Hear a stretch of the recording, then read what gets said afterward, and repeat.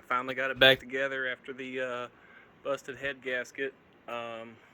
So not a whole lot's changed since last time I had it out earlier this year when I took the supercharger off to go with just the twins. But hoping it runs pretty well tonight. We'll see. Got the Motion Raceworks valve covers installed with the Dash 12 PCV setup. Running over here to, actually got this off eBay or something. Just modified it for some Dash 12 fittings on the back, which still haven't come in yet. So right now it's just hoses. Hoping they show up before I have to leave. But hoping it runs okay. Oh, so my exploding water pump trick. Here's the reason. Oh, number 2. So got some Athena gaskets in there, the Vulcan ones with the little ring that press in the heads. Didn't do anything else, just kind of slapped them in and see what happens. You know, it's been a while since you've driven when you need to hose it off just to see out the windshield. Oh yeah.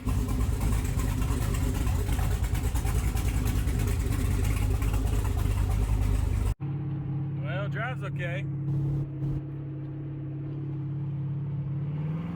Test drive before the trailer.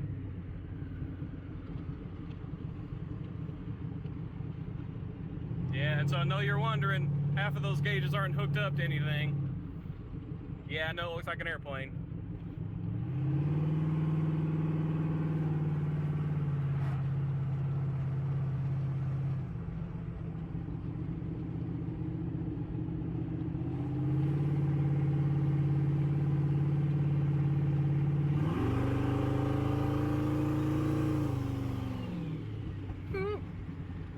Alright, we finally made it to the track. Finally got unloaded. Small setback, we had to replace one of the trailer tires because it was out of round, so make sure you check that.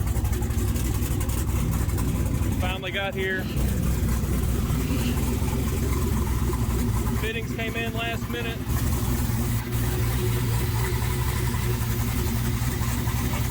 See if we can't blow it up.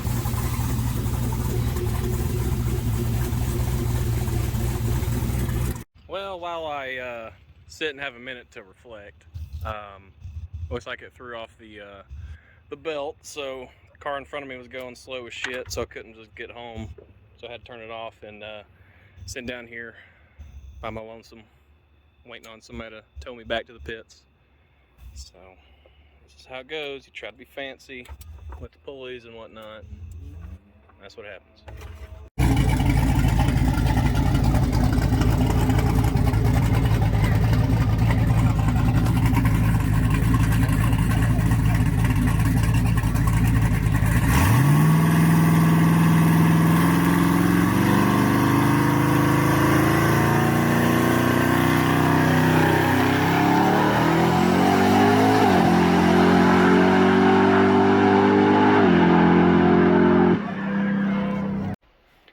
So we made it back in the garage, and I just want to talk about a couple things. Like I was saying, the belt situation made a big mess, and that's really annoying. So I'm gonna get that fixed with some actual 6-rib pulleys instead of trying to mix and match the 6 and 8-rib stuff. Just kind of a leftover from when I had the supercharger on here. But like I said, the track, the fittings showed up to finish the valve covers, which I think looks pretty good. So there, then goes around the back to this. Just cheap Amazon can I made. Colt at Snail Fabrication made me a really nice sketch can, but to be honest, it's going on a different project. It's a little bit too nice to put on this, if you ask me. But the biggest thing from the track this weekend was this thing is slow as balls without the blower on it. These turbos are just too big. There's too much lag. It's just awful. And so if you want to quantify that, have 3 of the slips here, and I could have made it into a bracket racer with the consistency. It's consistently slow, but 719, 718, 716, almost identical trap speeds, so it's just slow. Like with the single turbo setup, I was consistently, mid 6s at almost 10 miles an hour faster. and the top end is fine. It just takes till the top of second gear, or the top of first gear at the shift to the second to really get into boost. So the second thing is the wastegates. These are 66 millimeter precision wastegates, and the reason I went so big on that was because originally with the 50 millimeter gates I had a big boost creep issue.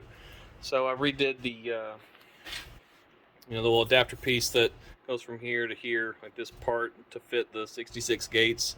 Didn't have any more boost creep issues, but the problem with going to too big of a wastegate is you have a sensitivity issue where just a little bit of valve movement ends up being a lot of exhaust flow, so the turbo is a little bit harder to control. So what I'm looking at now is going back to a smaller turbo setup. I'm been thinking about doing either Force Performance or maybe even try some of the VS Racing ones, or Jose at Forced Inductions is just down the street. So is Reed at Work Turbochargers.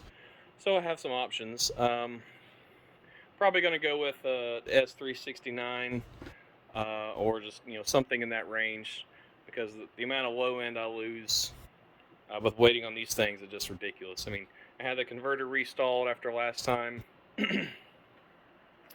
And even leaving at 4,000 RPM, it's just bad. It's really disheartening, when you have a four-wheel drive truck, slicks on all four, set up to launch hard, but it just won't freaking do it. I should have just raced in two-wheel drive, to be honest. The second part is I have a nitrous kit. I still have the nitrous stuff in here. I still have the controller, and actually here's the feed line going back to the truck where the bottle's still in there. I can show you that. So I've been carrying around this thing, with the weight penalty, but just hadn't got around to using it since I had the supercharger and nitrous combo. So I have a fancy Nitrous Express plate kit that fits in the Holly. It fits right here, about a 1/2 inch spacer. Should clear the cowl, but I haven't actually tried it yet. That looks to be about an inch and a half space up there. But I don't really want to have to rely on the methanol just to spool the turbos. I mean, I want that to be rely on the nitrous just to spool the turbos. I want that to be just a fun extra thing.